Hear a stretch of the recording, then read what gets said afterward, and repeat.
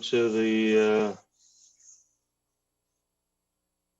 January 19th meeting of the Malden City Council. The council will come to order. We have some exciting things going on this evening, some presentations to be made. And I guess, what am I supposed to say in accordance with the Governor's Baker's order suspending certain open meeting law provisions? This meeting is being held by Zoom. There will be recording of this meeting. I know that MATV will be recording it. Mr. Lucy, do we have recording by anyone else? John Mayora. Yep. Okay. So on that, I'll call this meeting to order. If you'll all stand for the Pledge of Allegiance.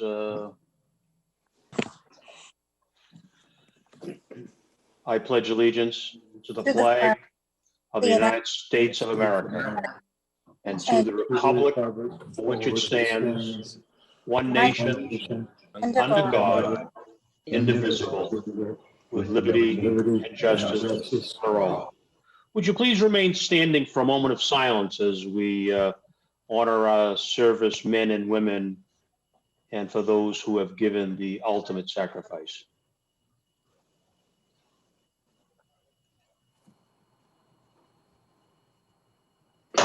Thank you. You may be seated.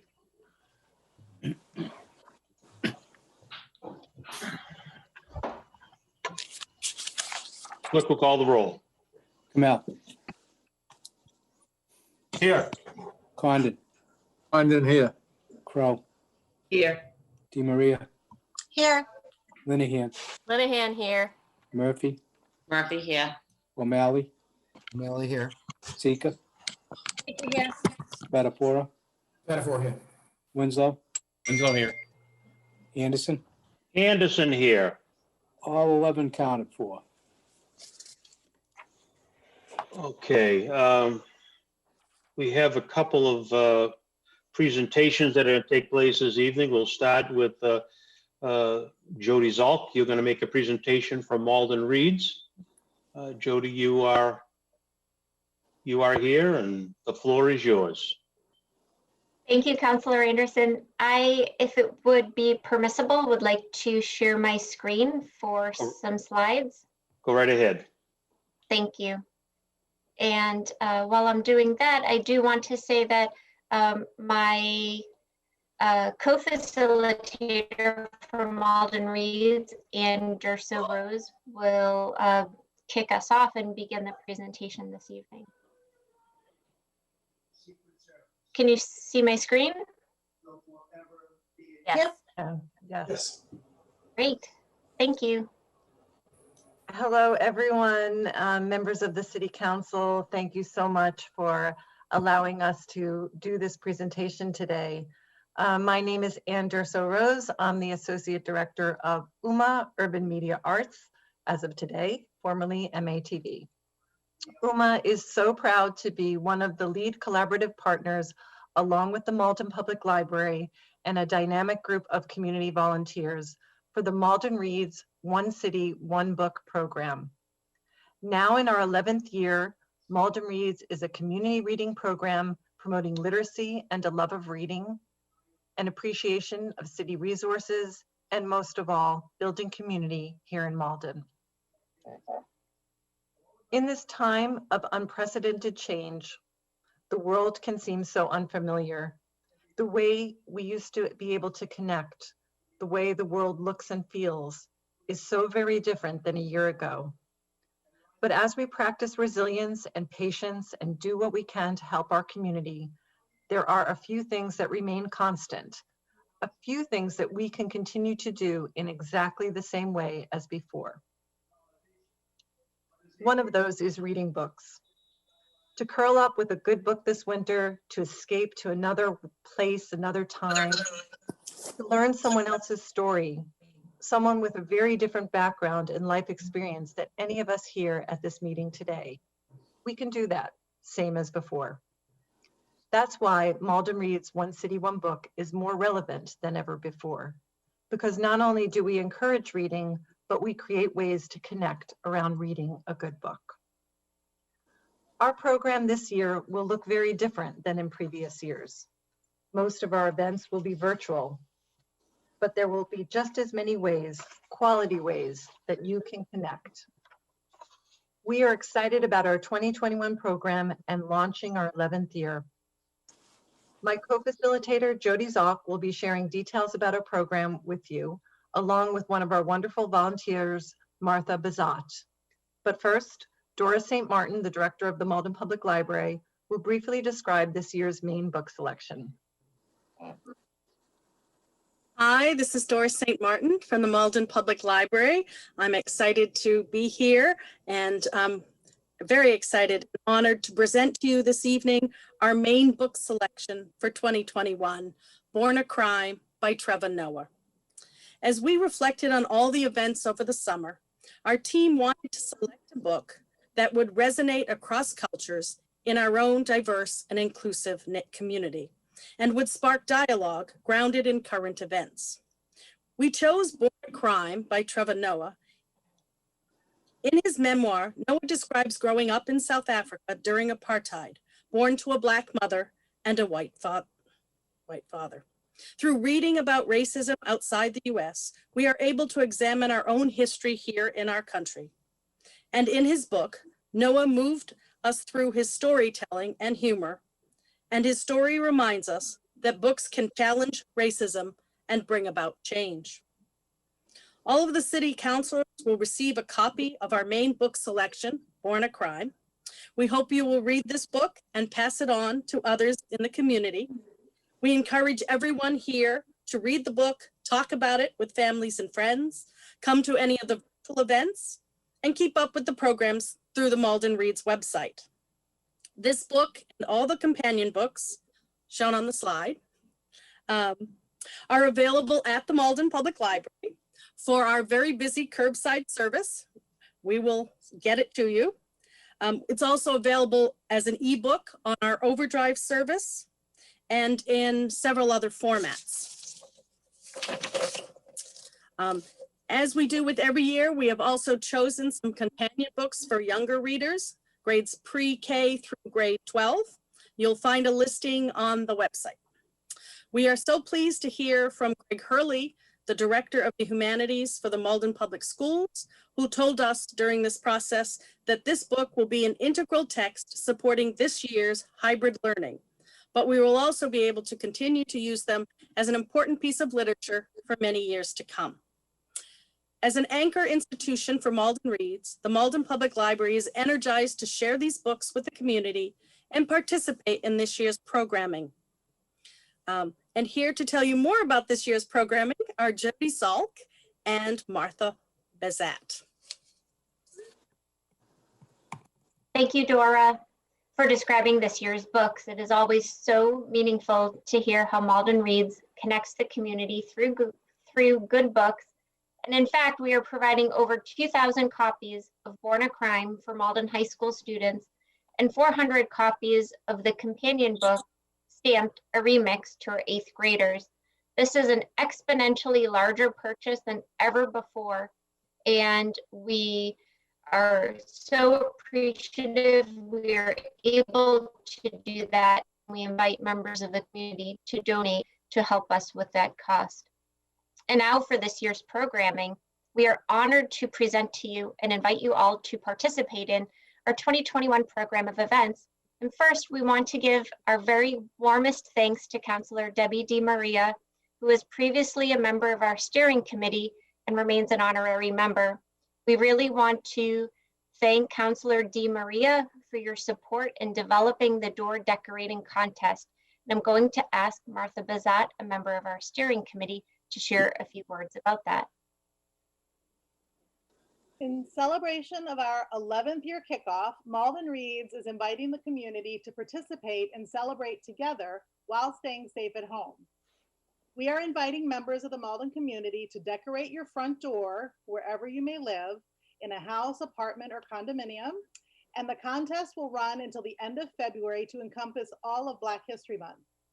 Malden Reads would like to give a special thank you to the Malden High School Black Culture Club for hosting a contest at Malden High last year. And because the experience was so special, we are launching our own take on the idea. Here are some examples of some of the doors that students decorated at Malden High in February 2020. Wow.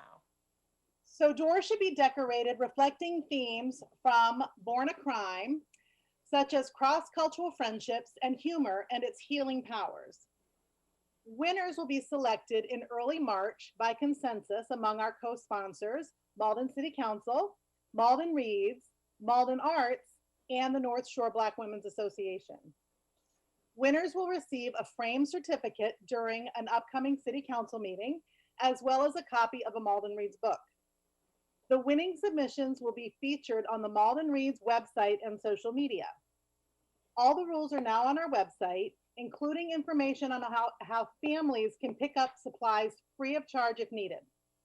Next, I'll invite Jodie to share details about our kickoff procession. We will then alternate in describing our upcoming season. Our kickoff will be held on Tuesday, January 26th at 3 p.m. with a car parade procession beginning in front of the library on Salem Street, continuing down Pleasant Street past UMA, Urban Media Arts, from one of our anchor institutions to the other, and on to the courtyard of the new City Hall, where we will present the large book of inspirational books as shown here on the slide. It was a project that we had last year, and we will present that to Mayor Christensen and City Council President Neil Anderson to showcase in the windows at City Hall. The large book of inspirational books will reinforce the Malden Reads program and the importance of reading at the core of our program. Next up for our events will be an anti-racism workshop organized in collaboration with Malden Core as well as the City of Malden. As part of this year's program, tying with the themes of Born a Crime, we're inviting the community to read the companion book, Me and White Supremacy by Layla Saad, which is available at the library. We love thinking at this time of year about New Year's resolutions and self-reflection, and this 4-week workshop will include journaling on your own, as well as group discussions over Zoom, led by Buan Guan, who is the Assistant Director of Urban Scholars Initiative at Lesley University, and also a Malden resident. Next, we have comedy for coming together with comedian Maya May. How could we hold an event season celebrating Born a Crime written by the comedian Trevor Noah without celebrating comedy? Comedian Maya May will host an evening of comedy and conversation around issues of social justice, race, and coping with the pressures of life through comedy, the healing that we all need now. And next, a staple of our program every year, book discussions. Mayor Christensen will be our special guest for one of our discussions. Reverend Otto O'Connor will also lead a discussion as well as a worship service related to the themes of Born a Crime at First Parish, which are all open to the public. And we will host a third in which we will also have optional takeout dumplings from District Kitchen as an add-on. We are also online at Goodreads, and we encourage discussions in ongoing book clubs. Next, Anne will present the programs that UMA will be hosting related to Born a Crime.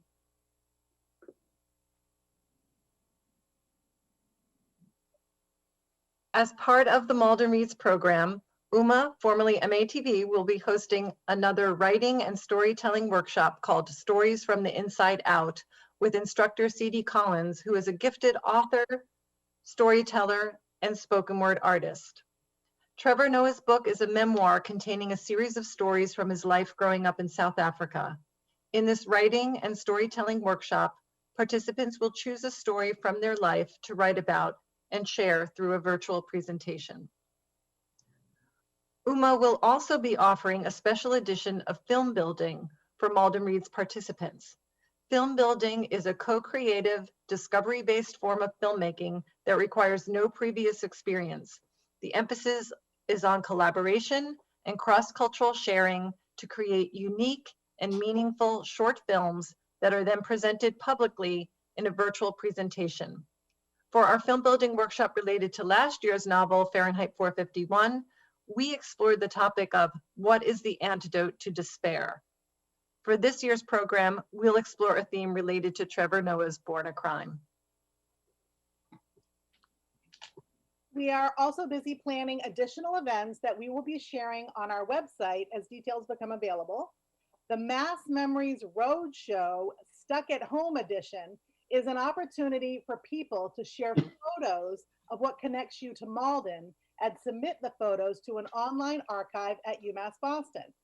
We thank Counselor Neil Anderson for his photos and sharing his heartwarming stories of growing up in Malden. How cute. Does that look like the little rascals or what, huh?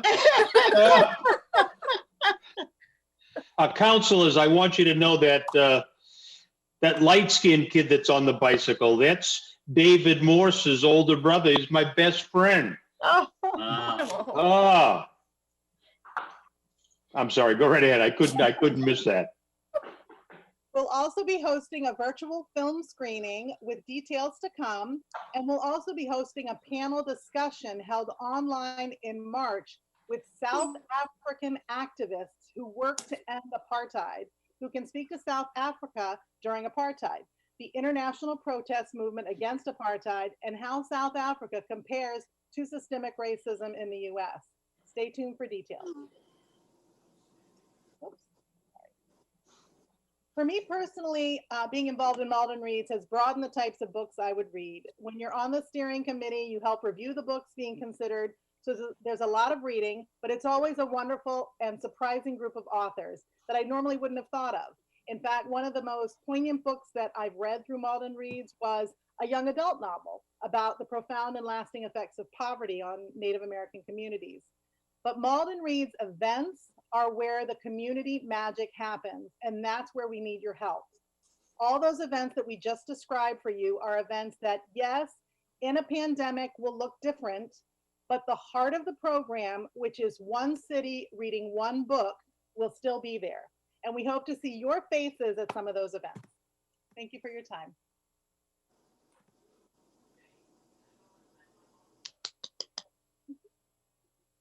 That it? Yeah, wow. Have you guys really tipped the scale on this one? What a great presentation. What a great showing of your organization, and what great things you have done for our city. And I think it's all played out so nicely here in this presentation. Congratulations to all of you for all that you've done.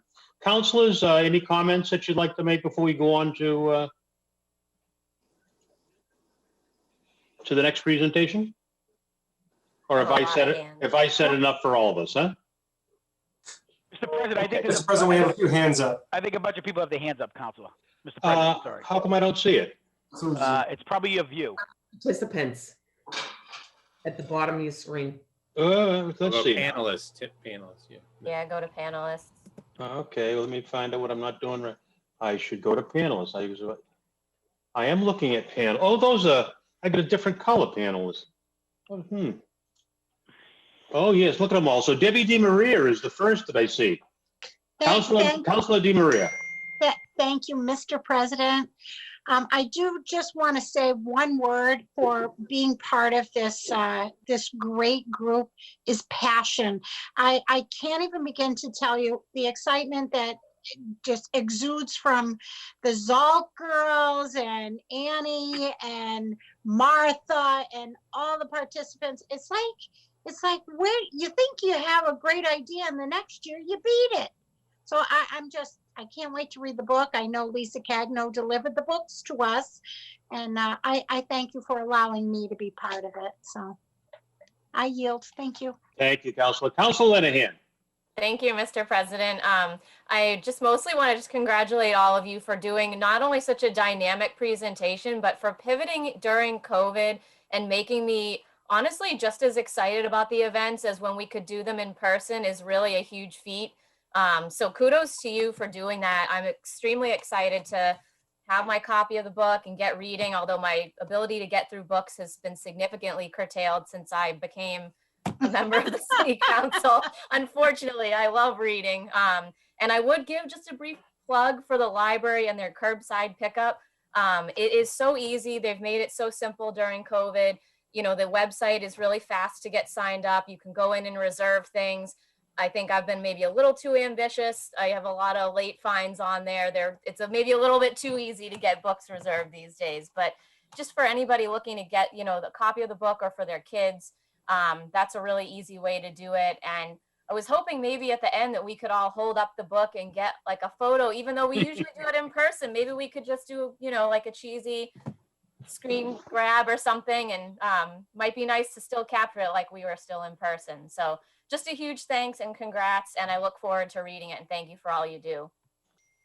Thank you, Councilor. Councilor Spatafora, if you'll unmute and go right ahead. Yeah, thank you, Mr. President. And again, I think probably copying a lot what Councilor DeMaria and Councilor Linehan have said. Certainly, you know, in this unfortunate pandemic, you have taken you know, the excitement of reading, but also included the other mediums in here to make it very interactive for kids and people of all ages. You know, video teaching video skills and decoration and all these other things. So I'm excited, and we all know certainly the pandemic has allowed us to read more books, and reading it improves your memory, has a positive effect in your life. We know there's physical attributes related to reading, but I certainly think in the COVID, you know, people who are stuck at home all day, it gets a little challenging. You know, there are days, even with 3 kids, there's some days that you want to, you know, get away, and a book is to do it. I'm a big fan of hard copy books. I probably read 3 or 4 at the same time. The reason why is you don't have to plug these in, right? When I travel, there's no batteries in here, and I just like the texture. So, and I'm still a newspaper person. I read newspapers. So I love to read. I just want to thank the committee. And I think everybody said it. Not only did you do this every year, you do a great job with selecting the book and presenting the book, but the ability to have all these different types of activities in virtually in different mediums, you really outdid yourself this year. So when we get back to actually doing this in person, you really have big shoes to fill. I don't know how you're going to do this year, but great job, everybody. Thank you.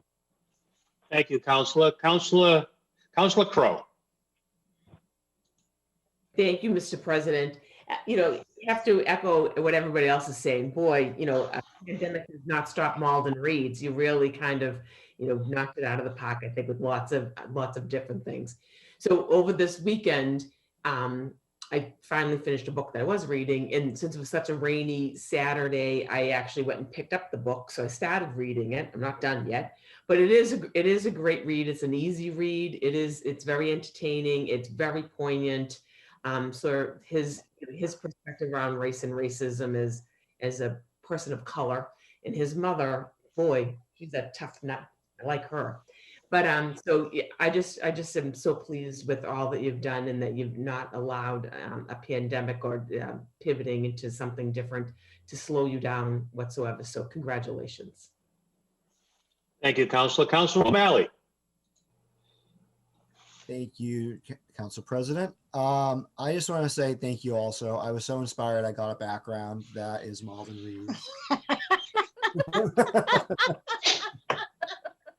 You might have seen me like screwing around earlier. I was like, what, how do I do this? And I figured it out. So thank you so much. I'm really looking forward to reading the book. You know, I think Malden Reads is involved in so many great cultural, you know, things in our community, from like stargazing and storytelling, which we've co-hosted together. And you've got your name on everything amazing in Malden. So I'm sure that this is going to be great. Thank you.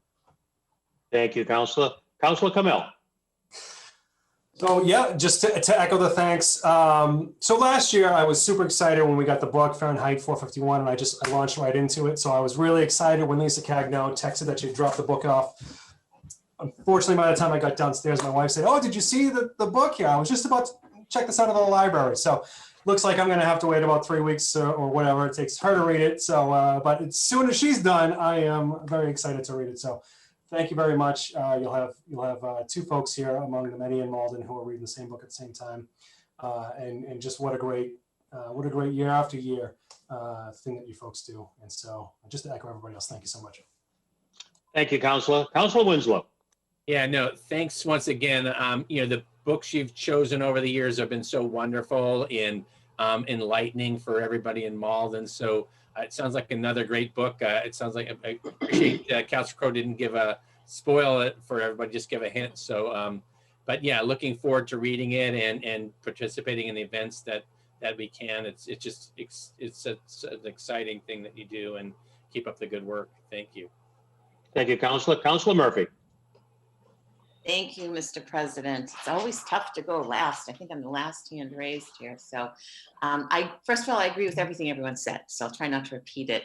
Take it on a little bit of a different track. I remember the first year that you came before us and you said, we're all going to read one book. And everybody was like, what are they doing? How are they going to do this?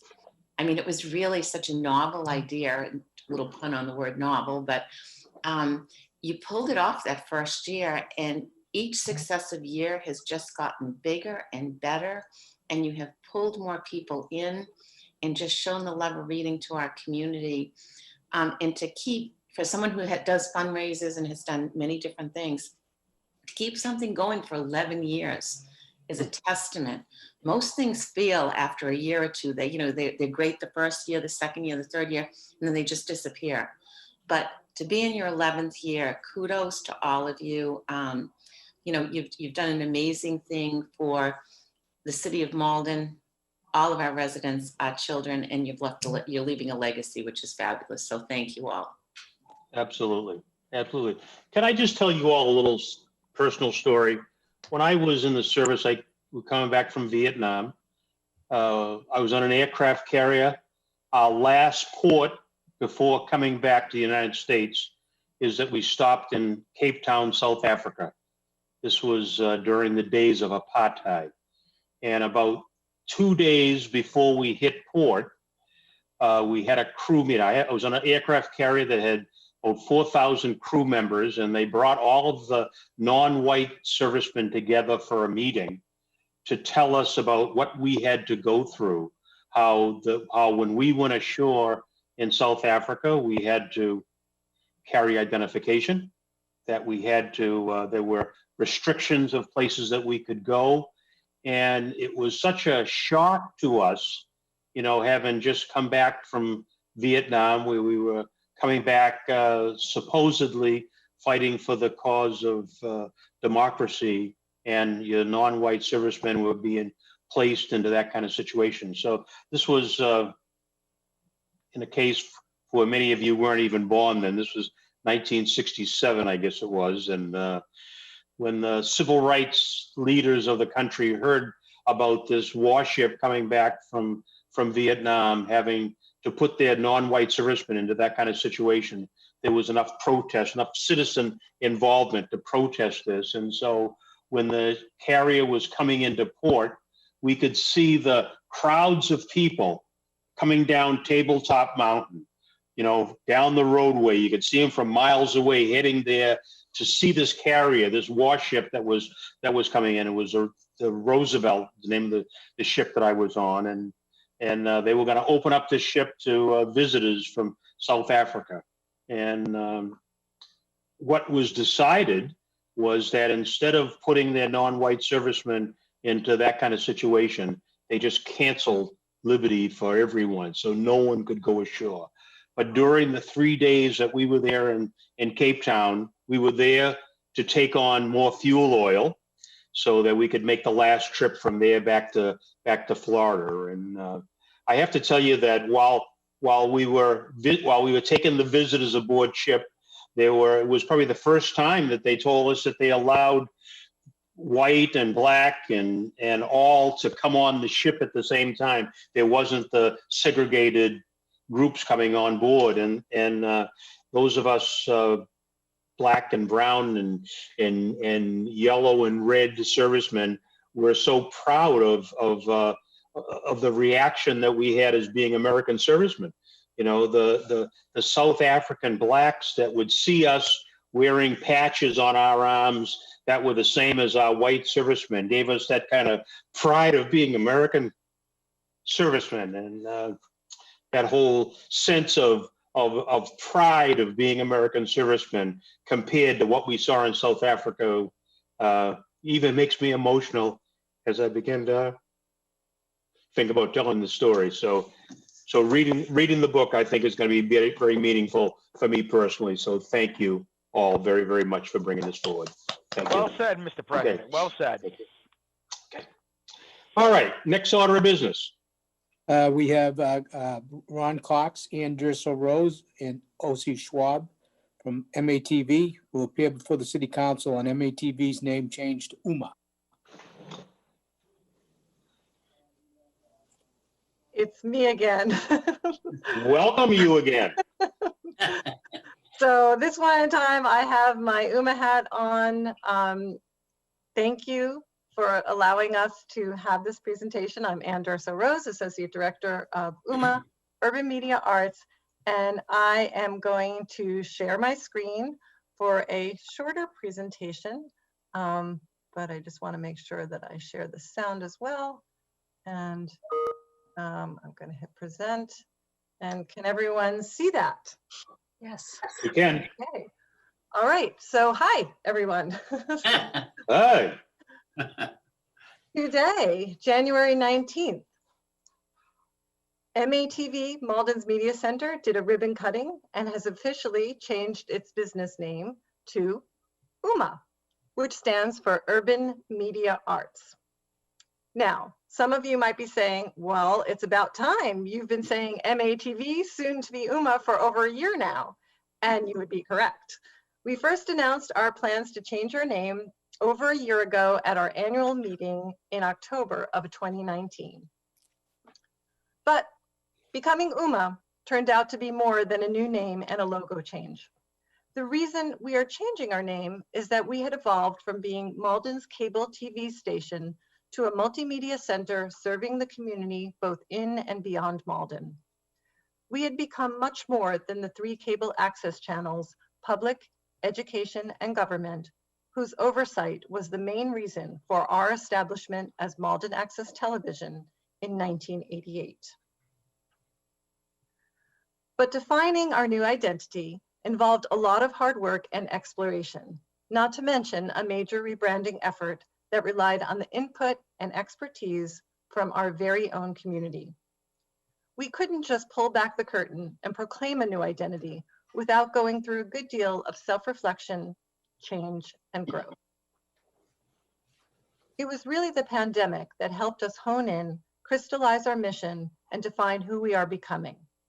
When life as we knew it ground to a halt, we had to find new ways to fulfill our mission to connect community, promote civic engagement, and nurture arts and culture in the city of Malden. The first order of business was to get critical local information regarding the coronavirus out to the community. We worked hand in hand with the mayor's office to produce the then weekly COVID-19 update show and distribute it to cable TV, video on demand, and social media platforms. Our Neighborhood View citizen journalists stepped up to report on a wide range of stories about how the pandemic is affecting our community. From the very start of the lockdown to the present day, we have been documenting the stories of our local residents, businesses, organizations, and institutions. For most communities, this crisis was the final straw for the death of local journalism, but Neighborhood View has been reinvigorated as our team steps into the gap and tells the unfolding story of this historic time in our city's history. The need for connection was never greater. We found ways to use virtual platforms, creative thinking, and new technology tools to outreach, engage, and foster meaningful connection in our community and with people across the globe. Working in collaboration with Tom Flint, founder of the Film Building Initiative, we are using a discovery-based approach to co-creative filmmaking. Currently done in an all-virtual format, film building crosses boundaries of cultural differences and creates a shared experience that deepens our connection and sense of common humanity. Likewise, with our storytelling workshops, collaborative programs, and virtual events that bring people together from all walks of life to explore the terrain of the human experience. And guess what? MATV still exists. MATV is still what we will call our public education and government access channels. Our original reason for being will remain with the same name, MATV, Malden Access Television. And this is a still from one of our cable TV shows, Malden Overcoming Addiction. UMA, Urban Media Arts, is the umbrella organization for MATV, Neighborhood View, Gallery UMA, Film Building, Malden Reads, Podcasting, Media Arts Education, UMA Social Media, the UMA Community Hub, and Arts and Culture Initiatives. UMA, it turns out, is more than a physical place, a location at 145 Pleasant Street. It is an interconnected hub of evolving community that can transcend boundaries of time and distance and the challenges of a pandemic to explore our histories, share our stories, and foster meaningful dialogue in Malden and to the larger region and world which connects to our community. And now to end this presentation, I'm just going to show a 1-minute video produced by James Mudge, our Director of Programming and Production. I think everyone's mic needs to be muted for the sound to come through right. So I'm going to play it now. Hopefully that will work.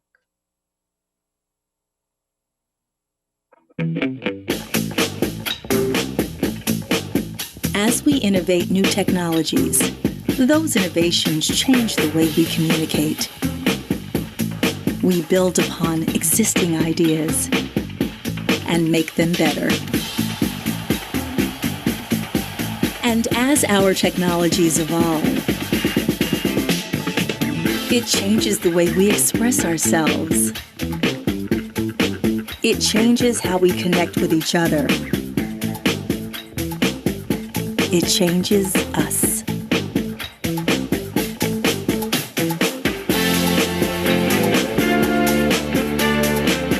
Malden Access Television is now UMA, Urban Media Arts, an interconnected hub of creativity, dialogue, and evolving community.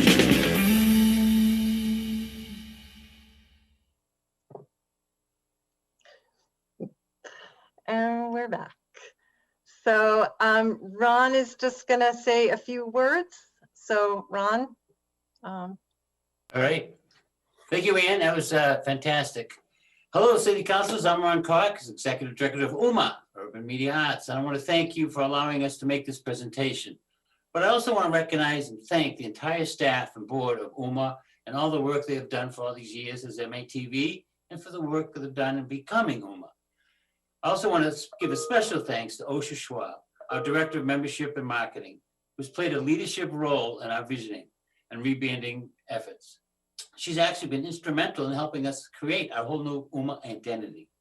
I also want to thank the dynamic group of young interns who have helped us with every aspect of MATV UMA over the past year. Their work has been a key element to our success and will continue forward into the future. One of the hallmarks of the new UMA is to tap into the wealth of the colleges and universities all around us, to outreach and nurture young people that have such an amazing creativity and energy and skills that you've seen a little bit tonight. So I want to thank you, City Council, and this concludes our presentation, unless you have any questions for us, and we truly appreciate the opportunity you've given us. Very good. Thank you, Ron. Thank you, Ann. Many of us had the opportunity to, or at least Councilor Winslow and I had an opportunity just last week to be able to speak on your behalf, and we're also very proud of what you all have brought to the city of Malden and how much you've grown and progressed and I see the number of councilors are ready to speak, and let me begin with Councilor Spatafora. Thank you, Mr. President. Ron and Ann, thank you for a great presentation, as always. You know, we can sit here and reflect on the great work that Malden Access TV has done in the past for the community, and certainly for what's going to happen now under the new name of UMA, with a bigger brushstroke in terms of new media. I just wanted to say, you know, thank you for all that. Great name change. I'm glad you keep saying it, because I have to get it in my head. I have another acronym in work that's very similar. So when I hear that, I think it's work, and then I realize it's Malden Access TV. So that's important to me. But I will just say this. I don't think people realize the power of UMA now over the pandemic. And I'm not just saying the reflection of that show. I think people take for granted that everybody has the internet, and it's the only way to communicate now or get news.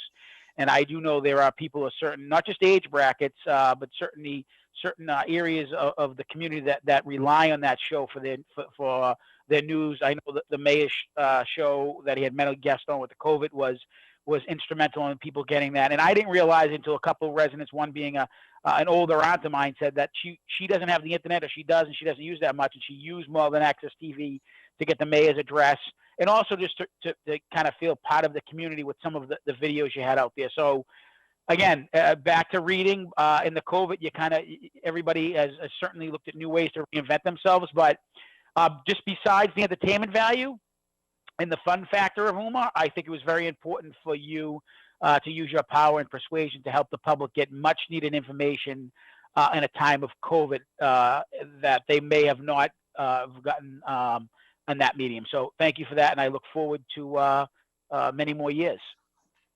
Thank you, Councilor. Councilor Linehan. Thank you, Mr. President. Ron, and I want to congratulate you so much. I can tell the monumental effort that's gone into this, and Osa and Ari that I see also on, I'm sure many, many others behind the scenes.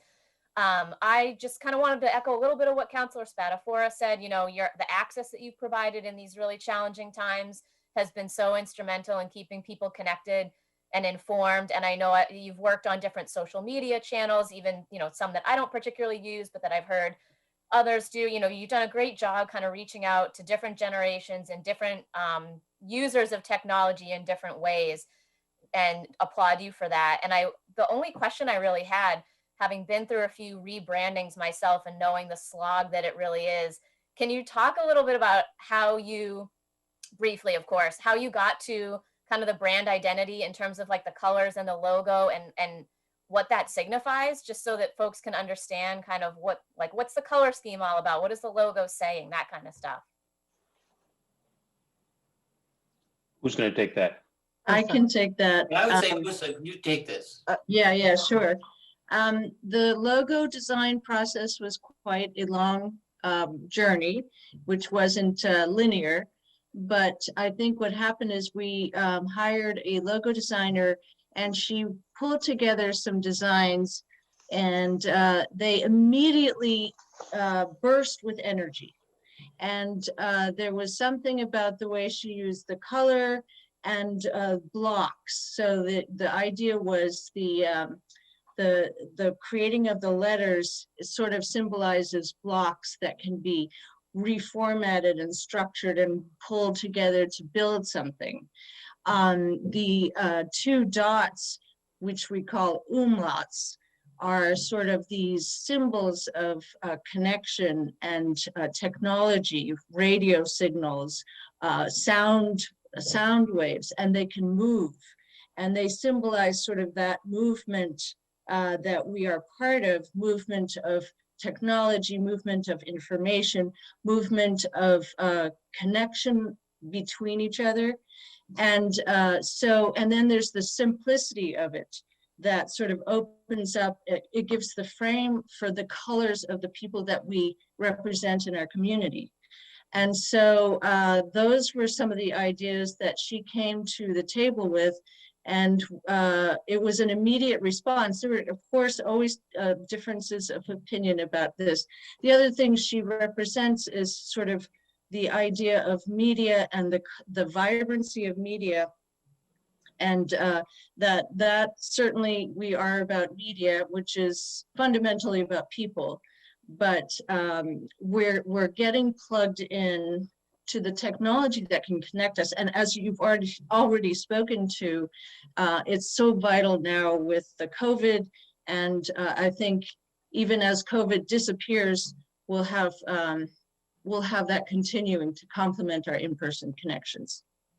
So I don't know if that answer, I probably spoke too long about it, but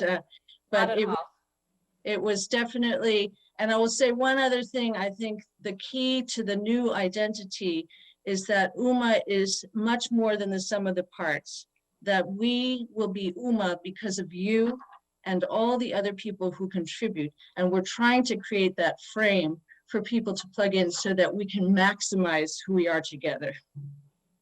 That was really cool. Thank you for that explanation. It definitely carries through. And like I said, congrats on the launch. I know it takes a ton of work to get to this point, and it's got to be a great feeling. Thank you, Councilor Winslow. Yeah, well, great. I mean, all the great work of MATV, I thank you all for that. I mean, as I mentioned the other night at the hearing, when MATV started, the Malden Evening News was the record and the voice of Malden, how people connected. And to know that now we are going to have a reformatted entity that's going to be that, continue to be that new hub, and that you're evolving to the kind of the new social media world is very important. And I think it's so important to have, you know, a rooting right here in Malden. I mean, I think one of the main complaints about social media, it's so rootless. So to make sure that we have strong roots that connect our very diverse community together is one of the great roles you're going to play, and look forward to being part of that. And good luck on the new venture, and however we can help out, let us know. Thanks. Thank you, Councilor. Councilor O'Malley. Thank you, Chair. I do want to say, Councilor Winslow actually taught me something very recently about radio. And I want to talk a little bit about it because I think it really highlights how important an organization like UMA is to our society and to Malden. You know, we're talking about the transfer of information. And I remember learning when I was in school in Worcester at Holy Cross about the American Antiquarian Society, which is out there, which is the original library of it was the original like library of our country before the Library of Congress. And there it houses the printing press that was used by the Massachusetts Spy, which is pretty much the newspaper of the Revolution. And it was like the thing that the British wanted to destroy because they wanted to control the information. You know, what Councilor Winslow taught me was that one of the reasons why Hitler was able to get as powerful and have such an impact that he was able to have was because of radio, the recent invention of radio. And we've seen what social media and pseudo news agencies have been able to do in American society. How does UMA see itself in Malden, considering the fact that the control of information and the ability to really connect with your government is so crucial to making sure that our American democracy survives? I know it's a super loaded question. I apologize. Well, Ryan, a lot of it's going to be what we've always done, and that's give voices to the people, and we are that conduit. We don't act as arbitrators of it, and we just give the voice. We're a conduit, and so that anybody that wants to speak gets that chance. Absolutely. I look forward to developing the technology that would allow some of our citizen journalists to somehow get their content from, you know, the recording of a public meeting, for instance, to MATV's platform, to the seniors who are only watching TV, because even locally we see the control of information is so crucial. And the trend that I've been seeing is that a lot of our politics is happening on Facebook, and there's a danger to that. And so I would like to work with UMA now to make sure that we develop those communication networks. Thank you. Thank you, Councilor. Councilor Crowe. Thank you, Mr. President. I am really pleased that you came and did this presentation and everyone sort of gets to see it, because even on the docket, and when I knew they would change the name, you say, oh, they're changing the name. You know, I mean, like it's, oh, okay. But really the depth that that you just put in sort of really what UMA is, as opposed to Malden Access Television, it really speaks to sort of the, not just the rebranding, but the rebirth of what MATV or UMA will be. So I think, Osha, the way you had kind of explained all the things that went into, you know, just what that the logo means, and it really speaks a lot to it, and it's very, very exciting. I do think, you know, you've played a critical role. You pretty much have since the day that you opened in 1988. But you know, so Ron, Ann, and the whole team, congratulations, and I look forward to lots of exciting things that happen through UMA. Thank you, Councilor. Councilor Murphy. Yes, thank you. Councilor Crowe, you just stole just about everything I was going to say. It's really tough going at the end of all these conversations. Oh, you can do it, Councilor. I know. You can do it. But I just want to say, yes, exactly what Councilor Crowe said. I want to thank you for, you know, all of your past work, all the work you're going to do in the future. And just even to me, who feels I know what's going on, it was enlightening, the presentation tonight. I mean, I first of all, I want to thank you for keeping Malden Access Television. I think that was key concept, so folks can say, okay, these are my access channels. But to somehow, I think you need to continue your marketing, and I'm sure, Osha, you will, to let everybody in the community know that you are so much more now. And, you know, in thinking of it, it's, you know, I knew you did those things, but I never really thought them as different applications, or almost like little different businesses within the umbrella of UMA. So I think it's great. And I think to get that information out there so people can maybe find the niche, you know, in your organization that they want to participate in is going to be key. But congratulations. You know, I love you guys, you know that, and just very proud of everything you do, and proud to be, you know, a member of UMA. Well, actually, I guess I'm a member of MATV because I haven't sent my membership in for UMA yet, but I will. Not too late to send it. Pardon me, Ron? It's not too late to send in your membership fee. Well, I do every year, but as I said, I think I'm still an MATV member. I think I have to become an UMA member now. So anyway, thank you guys. Great presentation. Thank you, Councilor. Councilor DiMaria. Thank you, Mr. President, and huge evolution. And you brought us right up to where we need to be. I have to be honest with you, last year when people were referring to UMA, I was like, oh, I don't know if I like that name. I was kind of holding back my, you know, really passion for the name. Oh my gosh, I love it. I said this exact story to Ari Taylor this morning. I said, I so love the name now. Love the colors. Love the colors. They're very similar to my colors. So I'm super pleased with that. And Osha, I think it's your Falmouth background that has made you such a success. So I just have to add that in there. Yeah. And thank you, Ron. Thank you. And appreciate everything you've done. Huge work, huge, amazing evolution. Thank you so much.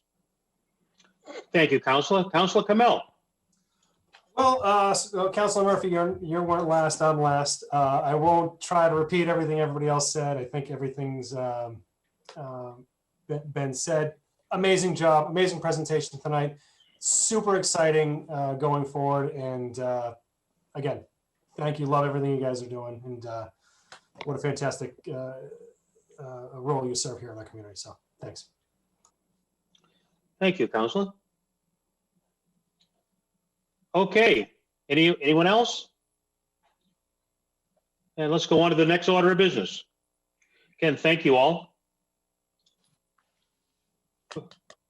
Papers 1021 and 1121, minutes of the meeting January 12, 2021, and minutes of the meeting of January 5th, 2021.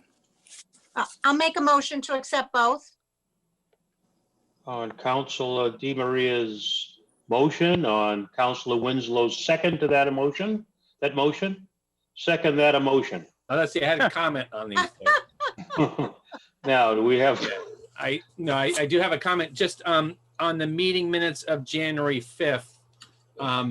There was public comment. It just refers to there was public comment. I guess I would like to make sure that when we have public comment, we record the person's name, address, and the item that they commented on. We don't have to have the whole comment, but I just think it's good for the record. And that's my suggestion. I don't know if anybody has any comment, but I would make that motion to amend the minutes of January 5th to include the name, address, and the item the person commented on in the record. So Second. that's my motion for that. So Right.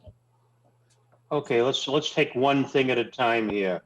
The first motion that's on the floor, do we have the motion on the floor to accept the minutes? Are we? As amended. How's Oh, that? so this is an amendment to the minutes of the 12th, made by council.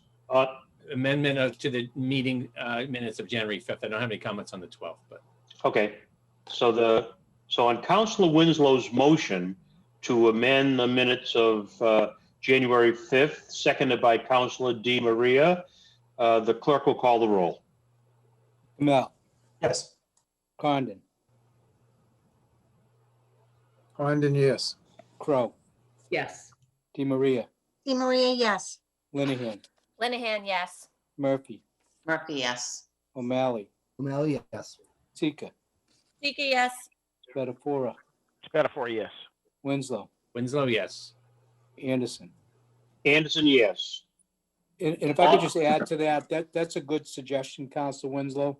And just so everyone knows what, we use Granicus, which does wonders how we keep records, but it gets a little quirky sometimes. But what we have been doing is anyone that submitted minutes, we have added them into the agenda.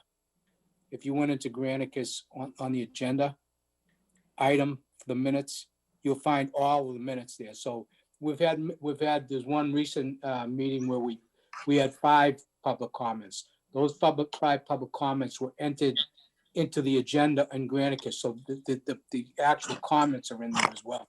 Oh, It's so just that the we haven't- minutes, you're talking about the minutes, Greg? So Yeah, so it goes, and I get it. So your idea with the add in the minutes, it's a great suggestion. Okay. Going forward, we'll definitely do it.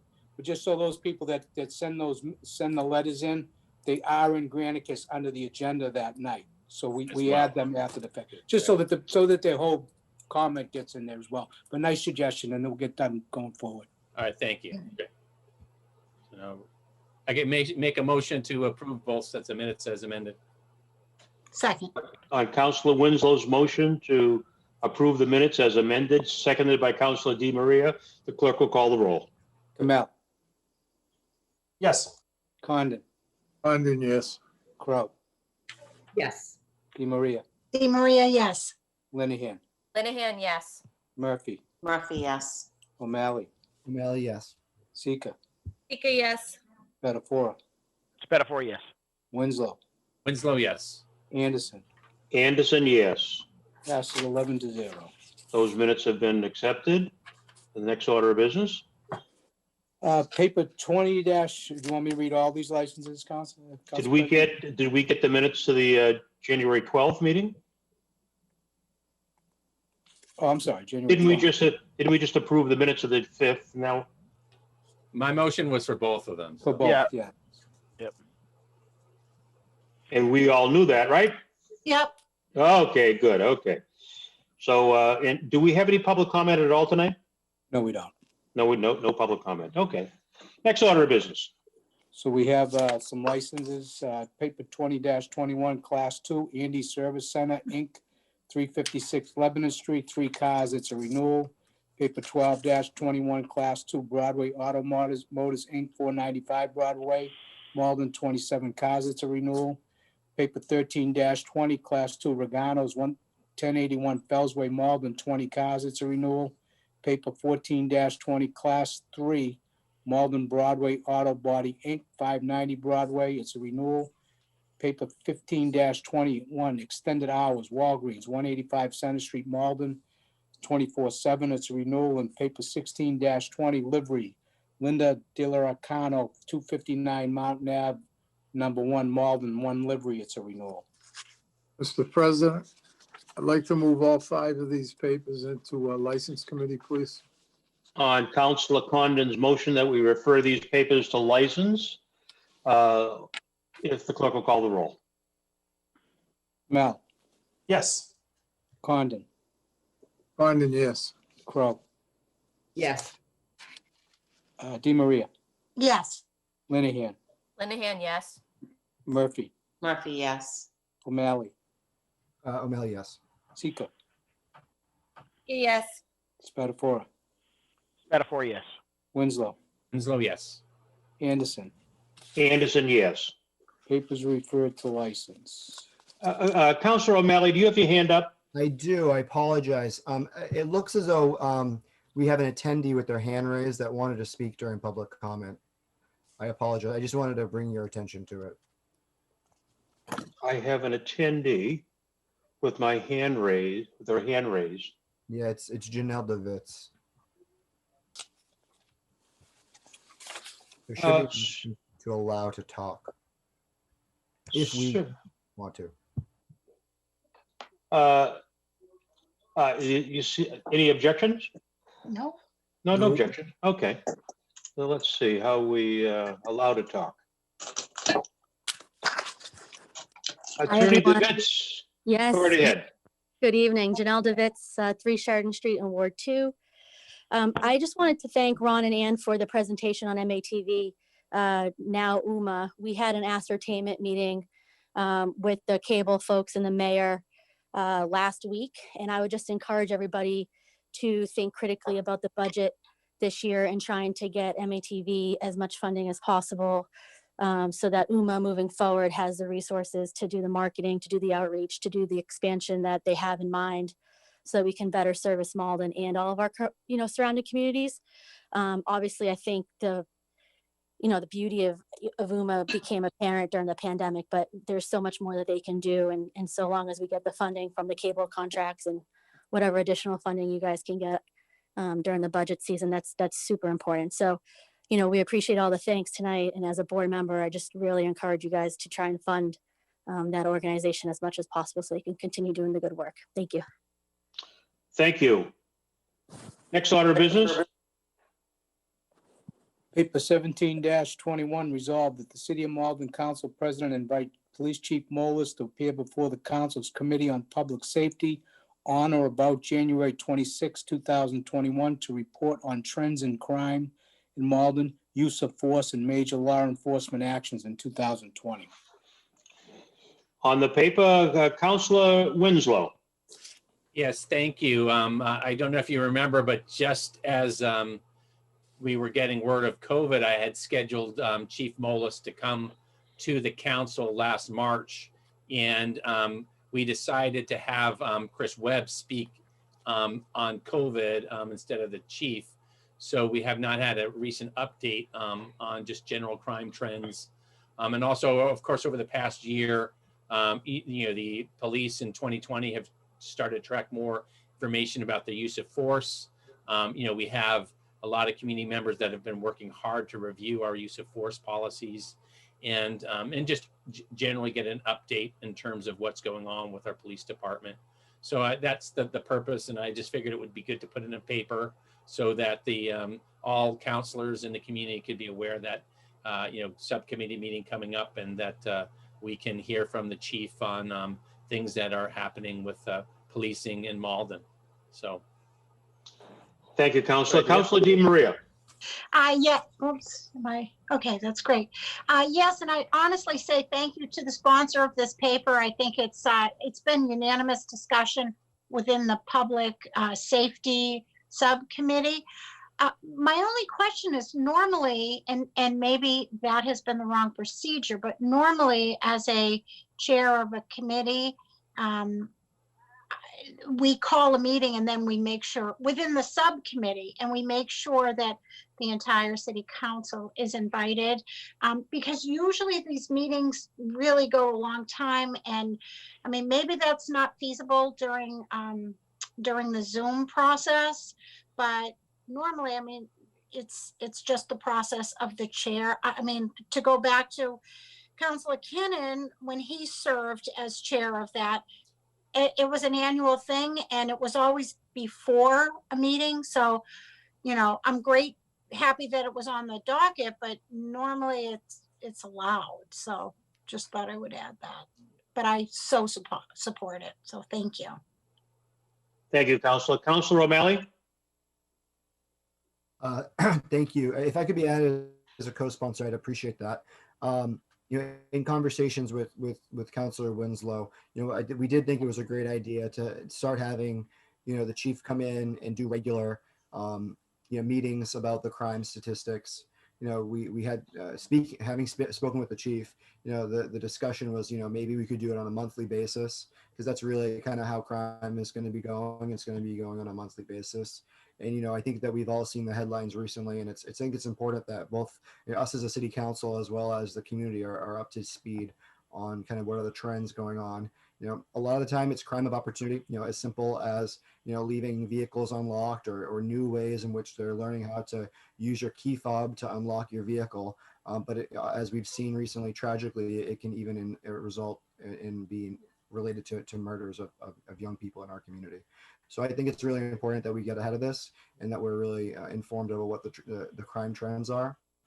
You know, I think it's also important to know and think about, you know, what's changed in the last few years. You know, we now have a casino just down Broadway, and, you know, is there any connection between the casino and some of the increase in crime? You know, these are things I think we should be paying attention to. So I'm fully in support of this. Thank you. Thank you, Councilor. I don't see any other hands raised, but if I can, the other sponsor, Councilor Spatafora, I don't see your hand raised. I missed it. I apologize. That's okay. Councilor Spatafora. Thank you, Mr. President. I too support this. I would ask, and I was actually just trying to look at my email. Some of the councils, do you remember we used to get monthly crime reports mailed to our email? Do we still get those? I haven't seen one in a while. So what I would ask Council Winslow, and I think probably Council O'Malley's point is, when the chief does come and give a presentation, a lot of the times he great job and it's a narrative. Maybe he could actually provide that data for us and maybe almost a slideshow to show us real statistics, similar to the way it used to be presented to us in these. I think they were monthly reports, right? And it would show like car break-ins, you know, things like that nature. That would be great to have a presentation with that. I mean, certainly love to hear him speak, but I think it's important for us to have some visual and some facts with that. That's my only add-on for that, Council Winslow. But I'm full support of it. Thank you, Mr. President.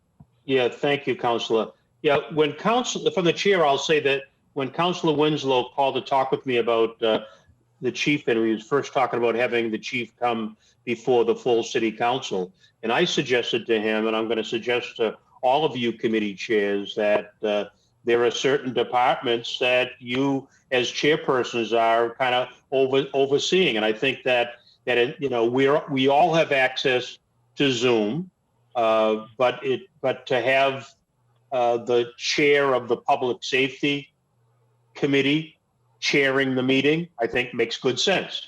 Just as earlier this evening, you know, having the Forestry chair that committee, we could all sit in, we could all listen to it. So I would just encourage you all, if you want to have these department heads come in and talk about their particular department that covers the committee in which you're overseeing and you're responsible for, I would think that this is the way to do it. So I'm obviously in full support of it. Do I see Councilor Murphy's hand raised? Councilor Murphy. Yes, and I guess you just kind of gave me a segue to speak about something that no one was going to see until the agenda came out next week. But that's, you know, as Councilor Spatafora and Councilor Anderson had said, that's a lot of the way we used to run committee meetings. So next Tuesday, Nate, our city assessor, is actually coming to the Finance Committee meeting, and he's going to come in. He's going to talk about what's transpired since he took over, what technological advances he's made. There's a new hire in that department. He's going to introduce the new hire to us. So that'll be something that'll be on the Finance Committee agenda next week. You're all obviously invited to it. And I think it will be a great update, and it's a great way for us to, especially during COVID, where we're not seeing the department heads on a regular basis because the majority of us are not in City Hall, it's a great way for us to stay connected with especially those departments that report to us, whether it's legal, finance, assessors, treasurers, or controllers, or city clerks. So I think it's a great tool that we have at our fingertips to be able to do that. So I hope you'll all join us at Finance next week to get an update on the City Assessors Department. Okay, thank you, Councilor. So on the motion, 1721, the clerk will call the roll. Hey, Councilor Winslow, did I get a second on that? Did I miss that? Right. Okay. Councilor Di Maria, second.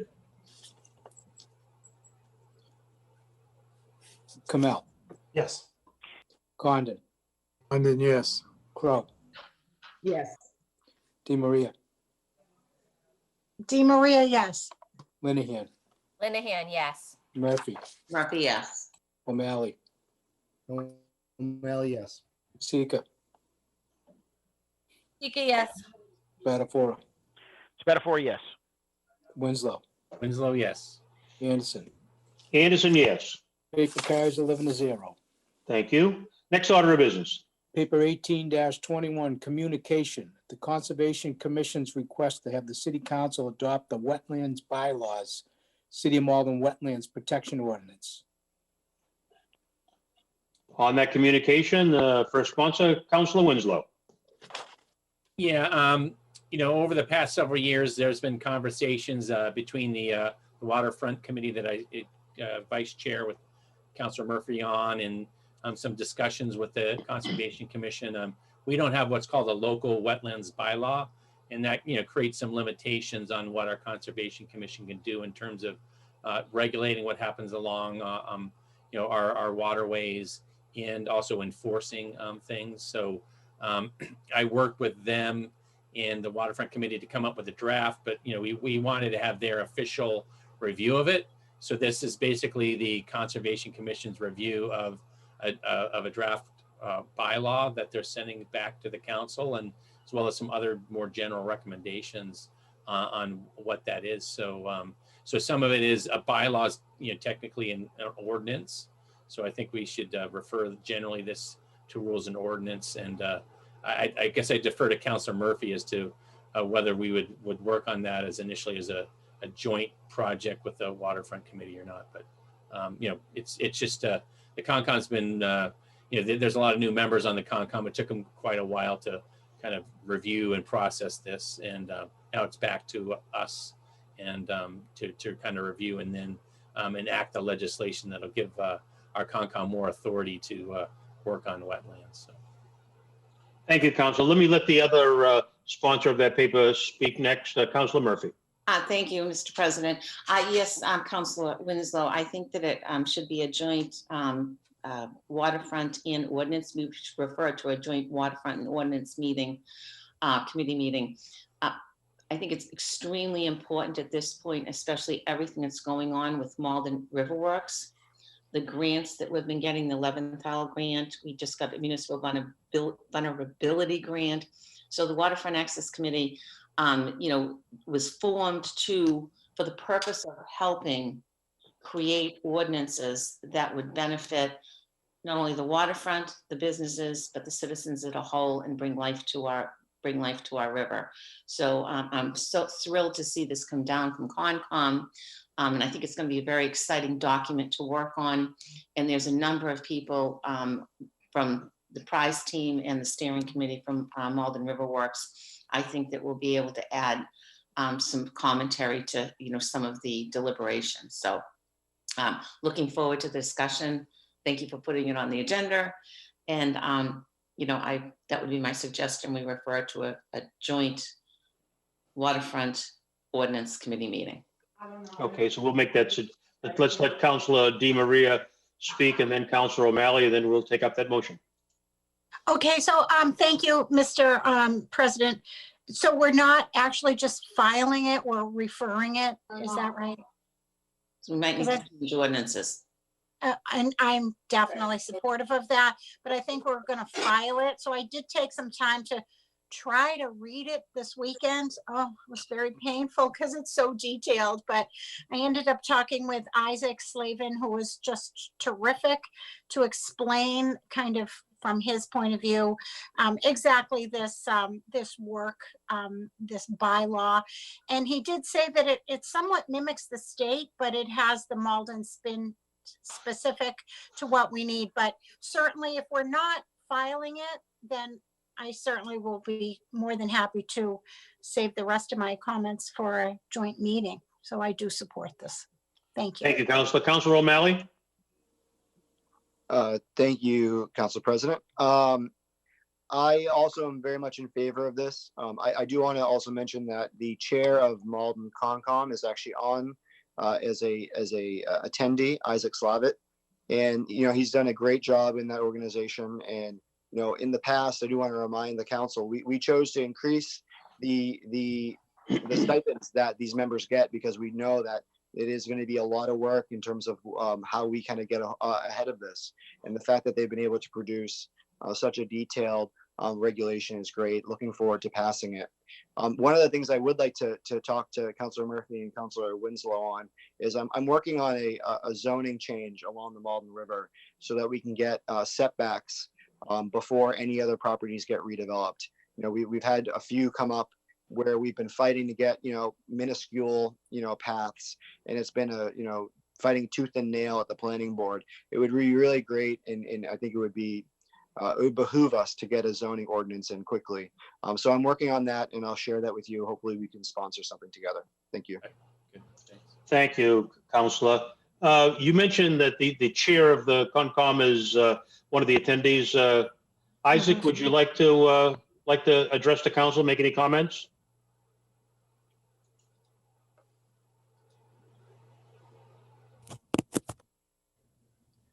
Yes, thank you, Mr. President. I just want to thank the council for receiving this communication, and I'm excited to work with other members of the CONCOM and the committee that takes this up to get this reviewed. It's an important tool to make sure that our Malden Conservation Commission has the tools to make sure that the decisions are actually followed.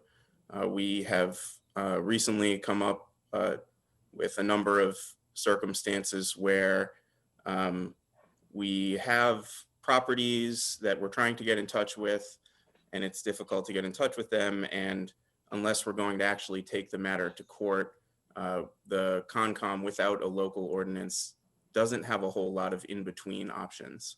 So a lot of the time we have great cooperation from property owners, and it's easy to get in touch. In the times where we don't, it's nice to have some enforcement options that let us come to an agreeable resolution without actually having to involve the city solicitor and make sure that we have a full matter in court. In addition, as Councilor Winslow mentioned, unlike a lot of more rural towns, we don't have a whole lot of undeveloped space, but we do have the Malden River. And so this ordinance adds some buffer areas where they don't currently exist in Malden. And so the Conservation Commission would expect to have more matters coming before it than it currently does. And so right now we have a meeting scheduled about once a month. It's possible that when we increase the buffer zones, we'll have more frequent meetings. And so one note I just want to call out, and I really appreciate the City Council's excitement about this in various conversations I've had. We think that the Conservation Commission may have a lot more matters in front of it. And so it's possible that in the future, we'd work with you to look again at resourcing. Historically, we have a part-time clerk, and a lot of the matters come up. We can handle them in-house. If we end up with a lot more complicated matters, it may be the case that we need more, professional wetland scientists or environmental engineers. And with that comes a sort of greater need for both training and resourcing on the commission. But again, I thank you all for addressing this. It's something that, as Councilor Winslow mentioned, has been sitting at the Conservation Commission for a while. We're back up at full strength, and everyone on the commission is excited to be working on this issue. Thank you. Okay, thank you, sir.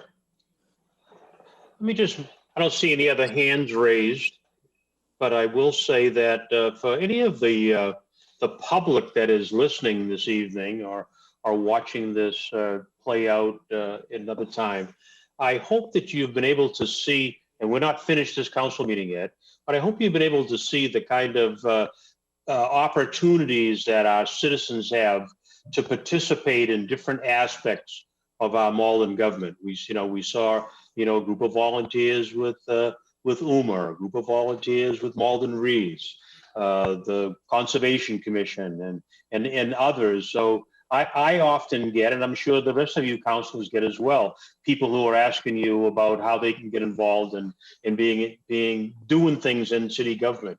So we ought to be encouraging people to keep an eye out, be on the lookout for opportunities to plug in, or let us know, what kind of expertise that you might have, because once we see what I have seen, I should say, is people that have come through the Personnel and Appointments Committee that we've interviewed for the various positions. We see people that have all sorts of great skills and great talents that they can offer to the city, and we're glad to use those. So just an encouragement to those who might be listening that there's opportunity to share in your government, and so I extend that invitation to you. Okay, next order of business. We need to take a vote. Need to take a vote on the sending it to the Joint Waterfront Ordinance Committee. There was I think there was was there a recommendation, an amendment to make that a joint committee? We have a motion by somebody? Yeah, that'd be my motion, yeah, or Barbara motion. So on Councilor Winslow's motion to make this referred to a joint committee of the was it the Conservation? Waterfront Ordinance. Waterfront and Ordinance. Right. And a second to that by Councilor Murphy. Absolutely. The clerk will call the roll. Mel. Yes. Condon. Condon, yes. Crow. Yes. DeMaria. Yes. Linehan. Linehan, yes. Murphy. Murphy, yes. O'Malley. Yes. Sika. Yes. Betafora. Betafora, yes. Winslow. Winslow, yes. Anderson. Anderson, yes. Passes 11-0. Okay, now next order of business. Paper 19-21, Committee Report, Finance, Paper 471-20, Order, that the sum of $21,485.65 be and the same is hereby transferred from Controller Salaries Account 0010-134-5110 to the City Clerk Salaries 0010-161-5110. Motion to receive the. On the paper, Councilor Murphy. Motion to receive the committee report. On Councilor Murphy's motion to receive the committee report, clerk will call the roll. Kamel. Yes. Condon. Condon, yes. Crow. Yes. DeMaria.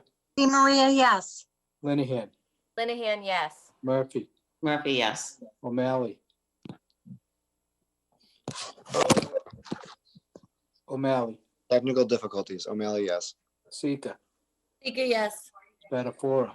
Betafora, yes. Winslow. Winslow, yes. Anderson. Anderson, yes. 11-0, the committee report is received. Committee report is received. For the paper, Councilor Murphy. Thank you, Mr. President. The Finance Committee met last week to discuss this paper. It was referred out to the full City Council unanimously. There were a lot of positive comments that were stated. But I would like to just talk a little bit about the paper itself. And we also have Mr. Lucy, our city clerk, who is here, whose position this is being referred to. So we'll give him a little bit of time to speak about what's transpiring in his department and the need for this change. As for the financial transfer, Mr. Ranigan, our controller, has some additional monies in his budget that is due to the fact that he has not hired an auditor as of yet. And he has willingly agreed to transfer some of his funds into the city clerk's fund in order for this part-time position to be made a full-time position for a person who currently, Crystal and Mr. Lucy, I don't know Crystal's last name, I'm sorry. Lamb. Crystal Lamb, for Crystal to be able to take on a full-time position within the city clerk's office. Crystal was originally, and actually I'm not going to paraphrase it because our clerk, Mr. Lucy, can tell you what Ms. Lamb has done since she has arrived on the scenes and the importance of her to the city clerk's office as we move forward. So I'm going to turn the floor over to you, if you don't mind, Mr. Lucy, so that you can explain what's going to happen within your department and the need that you have. No, not at all. We had, you know, we like as I said before the finance committee, we had a definite need during the election cycle, especially the November election cycle, that we went out and advertised a position that we needed a bilingual person in my office.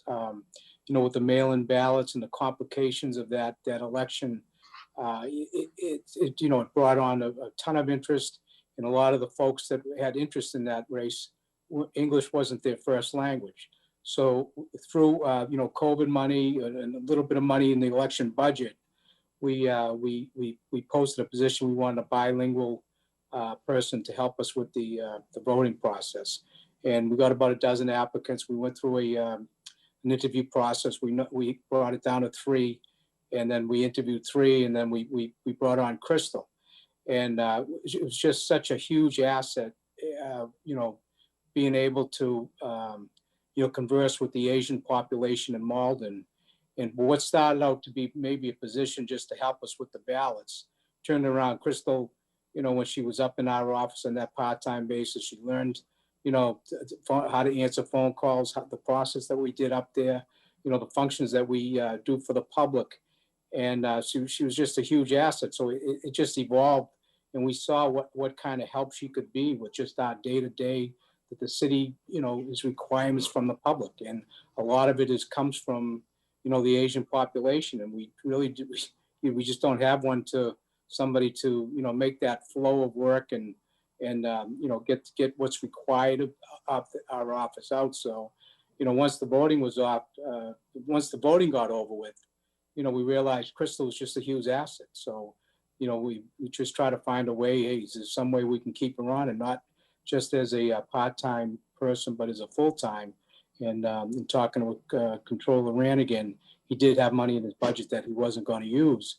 And as I explained to Councilor Murphy when we talked about this, you know, she had mentioned like the sign design committee, you know, sometime runs into issues maybe, you know, with language barriers. Crystal's in the building now, so she's trilingual. She not only, you know, fluent in the language, she reads it, and you know, so she can just do it all. And she's just a huge asset to, you know, in the Asian community. It's just a big part of Malden's population now. So have someone up in the clerk's office being able to, whether it's marriage intentions, which we get a ton of from that segment of the population, to taking a phone call that maybe, you know, sometimes it's hard to, you know, navigate a phone call at times, but you know, Crystal has just been a huge asset in our office. And she speaks more than one dialect, is that correct? She does. She speaks Cantonese and Mandarin. So. But, you know, and I also I took her to 557 Pleasant Street during voting, and I just stood back in the corner and watched her, you know, how she talked to these people. There was such a comfort level that you really had to see to you know, really understand and appreciate what went on. And, you know, that's certainly something I wouldn't be able to do if I was going to go down there and try to get that community, answer their questions, explain voting to them, you know, from their culture. A lot of them, voting isn't, you know, part of their culture, but we want to make people feel part of this community. And one of the big parts was the voting thing. And it was just, it was very inspiring to see her level of comfort and that she brought to that segment of the population. And, you know, to see it firsthand was quite something. It made me really appreciate it. So anyway, so, you know, as I said, this paper was voted unanimously out of finance. A number of the counselors here on the screen tonight. Obviously the finance committee was there, but there were other people in attendance.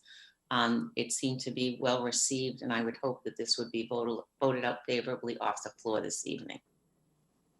Thank you, Councilor. Let me just say that, you know, we talk about diversity and our need to make improvements in that area.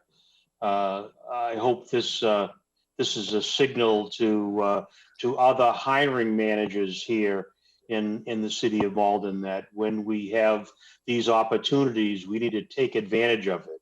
And so what it sounds like your explanation, Mr. Lucy, is that you had a need that for a person that had skills and cultural background that was missing in the department. And if we want our community to, you know, we want our workforce to more reflect the community, we need to take the steps that are necessary to make that happen and make folks feeling welcome. And so congratulations. I think you're going to end up, it's not going to be a surprise that you're going to get the support of the entire city council in supporting this paper. So thank you. And let me just go to Councilor Winslow. Yeah, no, I just want to thank the city clerk and the controller for advancing this paper, and the finance committee for taking it on. I mean, I know, you know, as a counselor at large, I go into very many of those buildings that you talked about. And I know for the Asian community, the language gap is very great. And having a resource, I did at times have translation services as I campaigned, and it was very critical. And so I can fully understand that the type of services that your offices do on a day in, day out basis to serve our residents. This is a critical resource. And you know, I appreciate you, you know, seeing that how important this was and working with the new employee. And I'm looking forward to voting favorably on this. And it's a great step forward for Malden, and hopefully just more we can do this more in the future. Thanks. Thank you, Councilor. Councilor DiMaria. Thank you, Mr. President, and huge thanks to our clerk and our controller. What we just are witnessing right now is we've identified a concern, a need. We identified a collaboration where the controller said, I can help you funding that for a full-time position. And that's what Malden is all about. It's a win-win. So I don't want to quell discussion, but I'd love the honor to make a motion on this. So to accept. I'll second it. Thank you. I don't see the other hands up. So on Councilor DiMaria's motion, what is the motion, Councilor DiMaria? It is to accept the transfer of funds from the controller's office into the clerk's office to fund Ms. Lamb into that department. And seconded by Councilor Murphy. Yes. The clerk will call the roll. Kamel. Yes. Condon. Condon, yes. Crow. Yes. DiMaria. Maria, yes. Linehan. Linehan, yes. Murphy. Murphy, yes. O'Malley. Yes. Sika. Sika, yes. Spatafora. Spatafora, yes. Winslow. Winslow, yes. Anderson. Anderson, yes. Papers adopted 11-0. Very good. Next order of business. Paper 22-21, committee report, rules and ordinances, paper 468-20. Order be it hereby ordained that the city of Malden revised ordinances of 2020, section 4.16, sign control be amended by adding the following additional language. Number 1, definitions. By adding a definition for recreational trail and sign recreational trail facing. Number 2, regulations of signs by sign type, by adding regulations for this new type of sign. 3, regulations of signs by district, by adding this sign type to the allowed signs in residence A, B, and C zoning districts. Recreational trail facing signs must be wall signs, cannot be illuminated, and are limited to 50% of the area of the allowable wall sign for that district. These signs will not count against the total signage allowed for building or tenant. These signs are restricted to non-residential uses. Allowing the signs in residence A, B, and C zoning districts make them allowable in all districts, which accounts for the numerous parcels located along the trail.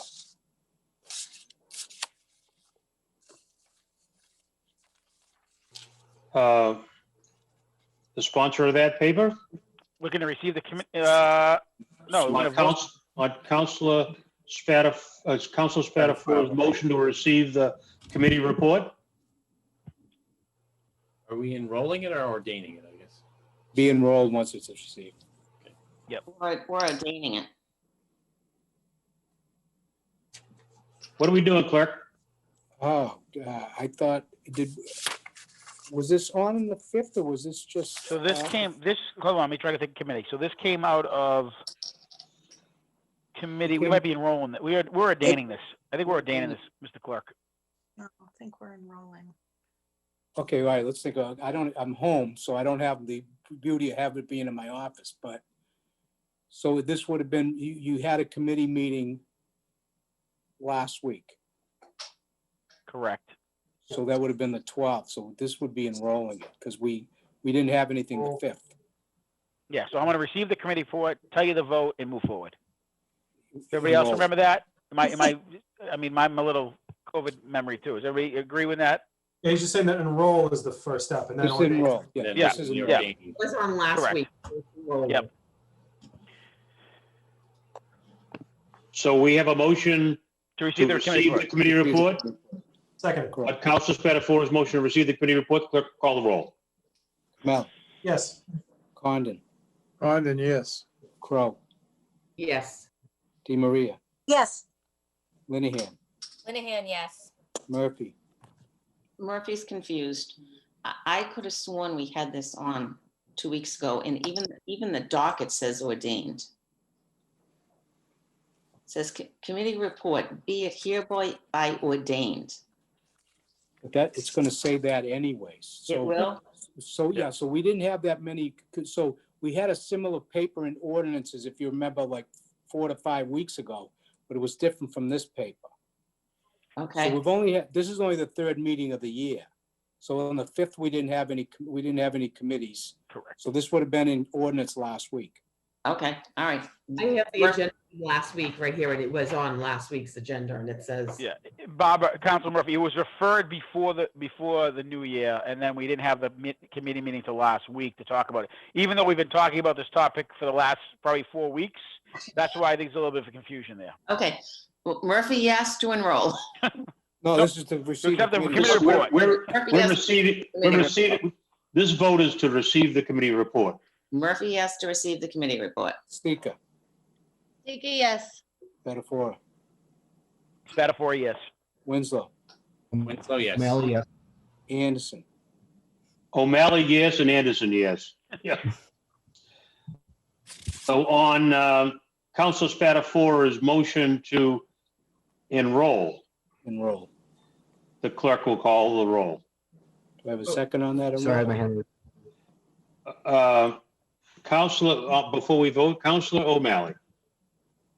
I just want to thank Councilor Spatafora, Councilor Winslow, and Councilor Murphy for their work on this. And I just wanted to highlight, I think that Councilor Murphy, Winslow, and myself are also supposed to be Correct, that's correct. co-sponsors on Yep.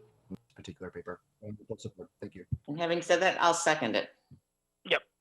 And not to, if we're going to thank everybody, Nelson did a lot of the work too as well. So I think the building commissioner, Mr. Nelson, Nelson Miller did a great job. So, but that is correct. Everybody should have been co-sponsors on that paper.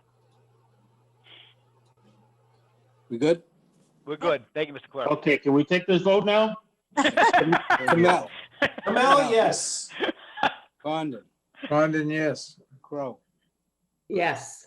DeMaria, DeMaria, yes. Linehan, Linehan, yes.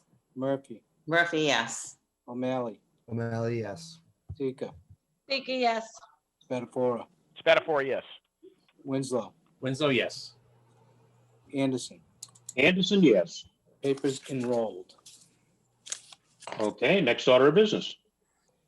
Paper 23-21, committee report, rules and ordinance, paper 466-20, order. Be it hereby ordained that section 2.08.040 and 2.16.060 of chapter 2 of the revised ordinances of 2020 be amended to read Commission on Energy Efficiency and Sustainability. On Councilor Spatafora's motion to receive the committee report, clerk will call the roll. Kamel. Oh, yes. Condon. Condon, yes. Crow. Yes. DeMaria. Yes. Linehan. Linehan, yes. Murphy. Murphy, yes. O'Malley. O'Malley, yes. Sika. Sika, yes. Spatafora. Spatafora, yes. Winslow. Winslow, yes. Anderson. Anderson, yes. Paper is received. On the paper, Councilor Spatafora. I don't think there's much more to add. It certainly might be a simple name change, but certainly it was much more impactful than just a name change. Similar to probably what Malden Access TV has kind of reinvented itself to include new mediums. The Energy Efficiency Committee has changed their name to include sustainability. I certainly don't want to speak too much, if you wouldn't mind, Mr. President. The chairman of that committee is here. Maybe he can add a few words before we vote out hopefully favorably to the City Council. And the chairman of that committee is? Councilor Kamel. Councilor Kamel. Yeah, thank you, Councilor Spatafora. Thank you, Mr. President. Yep, as Councilor Spatafora mentioned, this name change has been sort of discussed and asked for by the commission.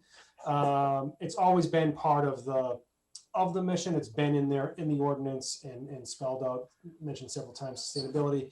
And of course, whether is there or not, de facto, we are also the folks who look at sustainability in addition to just, straight energy efficiency. So we would appreciate if the name could reflect that, and it will better help convey and communicate to our whole community what we're about. Thank you. Okay, so we have a motion by who's making motion by Councilor Spatafora, seconded by Councilor Kamel to accept the name change. The clerk will call the roll. Kamel. Yes. Condon. Condon, yes. Crow. Yes. DeMaria. DeMaria, yes. Linehan. Linehan, yes. Murphy. Murphy, yes. O'Malley. O'Malley, yes. Sika. Sika, yes. Spatafora. Spatafora, yes. Winslow. Winslow, yes. Anderson. Anderson, yes. Paper is enrolled 11-0. The name has been changed to protect the innocent here. Well, I guess not technically until we ordain it. Yeah, right, exactly. Next order of business. Docket is clear. Any request for personal privilege? Councilor Winslow for personal privilege. He's first up. Yeah, I have a couple things. I just wanted to say I hope everybody had a nice Martin Luther King Day. Fortunately, we did not have the normal Martin Luther King breakfast, so I do want to plug that a lot of us would have been at the North Shore Black Women's Association breakfast over the weekend. They are accepting donations at their P.O. Box 631 Malden 02148. So if you didn't get because we didn't buy tickets this year, I encourage everybody to get a ticket. And then also Councilor Anderson and I are working on a community meeting for a master plan for Kerstead Tartikoff Park in the Willow Street Greenway. And that is happening on Thursday, January 28th, 6 o'clock via Zoom. So you can go to the city website and find that. You do have to register for that. And I did just have today, we did at the request of the Salem Woods School translate the notice into 5 different languages. And those postings are at the website as well. So if you know people that need to get the access to the notice in different languages, Chinese, Spanish, Portuguese, Haitian Creole, you can they can get to the website. So those are 2 things that I wanted to make sure everybody was aware of, and invite you to come out to the master plan thing in particular. Thanks. Hey, Councilor Winslow, would you say something about what we've done in the financing of that? I think it's important to say. Yeah, I know a couple of things. You know, because of some changes in some policies with the Community Preservation Committee, Councilor Anderson and I were getting kind of antsy and wanted to make something happen. So we actually joined together, and Councilor Anderson did put in the bulk of the money to get this planning going. Councilor Anderson put up $20,000 in his mitigation funds. I put $5,000 in mine so we can get this going. And that way we can have this process happening in the springtime and potentially be in line for more grants and other type of things. And we did also bring this to community preservation, and they voted favorably. So I think there'll be a finance paper coming down soon on it as well. But we just wanted to get it going. It was just taken too dang long, and we stepped into the lurch, and looking forward to seeing get community input on this. It's really an opportunity to rethink the park and make it kind of a more exciting central location for things to happen in the city. So looking forward to it. Thanks, Greg. Okay, thank you, Councilor. Councilor Murphy. Okay, well, mine is not a fun topic. We lost last week a dear friend of mine, Maureen Fritz. Maureen was a resident of 280 Salem Street, which is also called Salem Towers. She's one of the longest residents of Salem Towers. She had first moved in 1995. Wow. No woman wants to express what their age is. I won't tell you what her age was, but she was a active member of the 280 Club, which hosts many dinners there, which I always privileged to attend and bring Hoff's Bakery dessert to. She was fun and loving and a great friend to me. She was an even better friend and participant in our Jewish community. She was very active in the temple. Marilyn Andrews actually posted a video on Facebook of her, I'm gonna cry, of her singing. And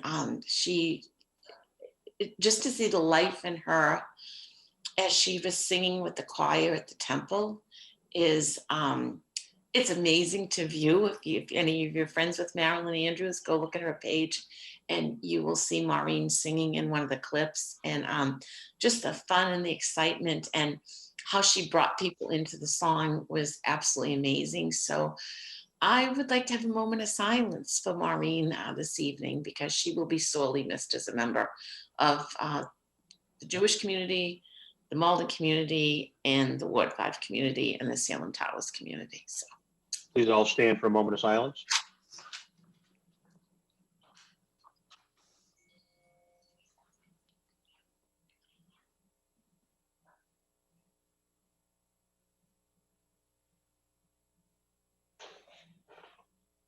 Thank you.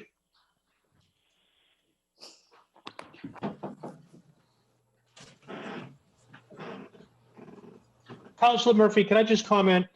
Yes. How many guys are on the council? 1, 2, 3, 4, 5, 6. Maybe we're out of step here, but let me step out and be bold. You said you don't want to mention her age because women are sensitive about that. I know that used to be the way of older days, but you women are looking so much better in life.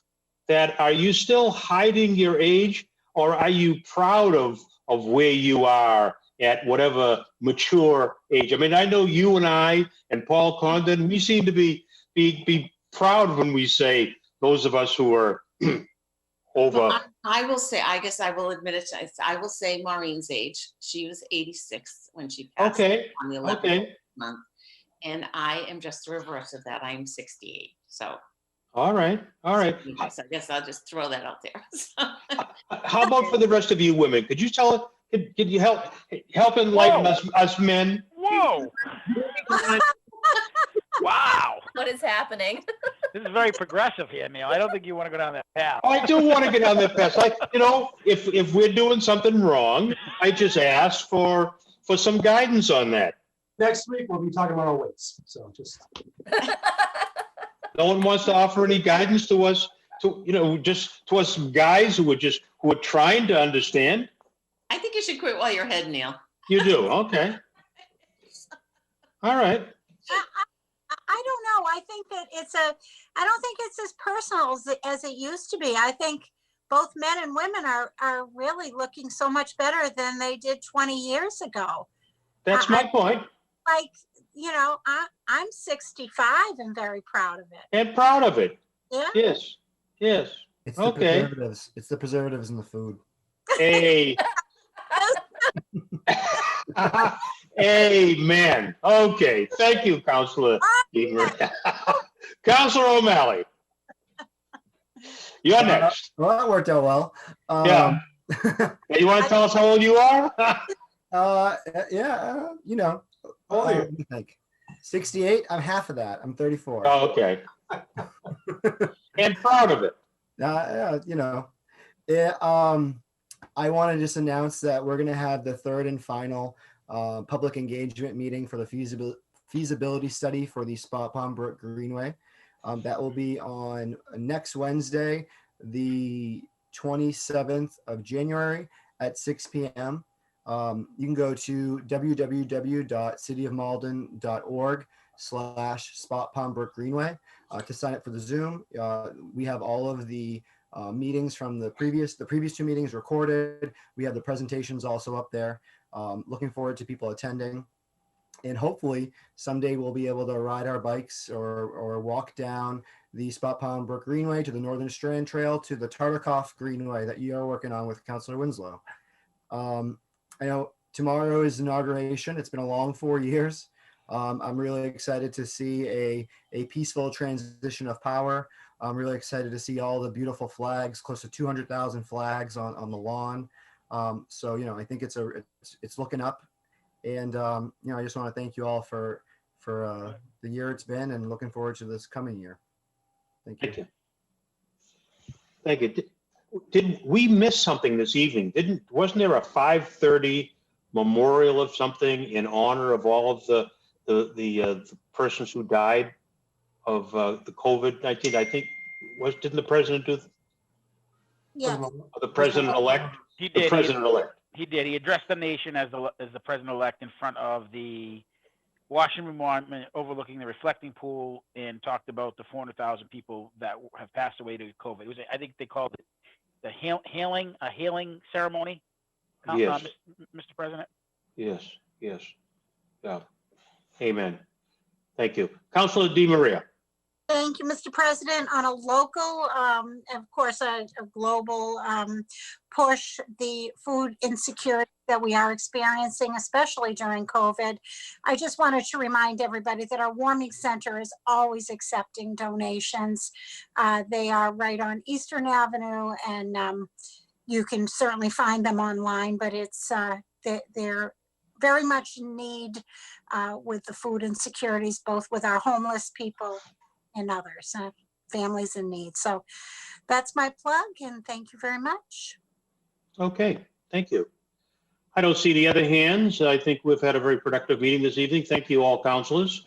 On Councilor Condon's motion that we adjourn, seconded by Councilor Kamel, the clerk will call the roll.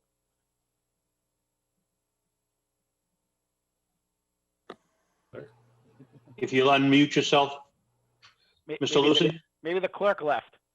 Oh, no, I'm muted. I know. You just mute yourself. I got the cats running, the dogs running around. We see that. Yes. Kamel. Okay. Condon. Condon, yes. Crow. Yes. DiMaria. Yes. Linehan. Linehan, yes. Murphy. Murphy, yes. O'Malley. O'Malley, yes. Sika. Sika, yes. Spatafora. Spatafora, yes. Winslow. Winslow, yes. Anderson. Anderson, yes. Meeting is adjourned. Meeting is adjourned. Good night, councilors. Good night, everyone.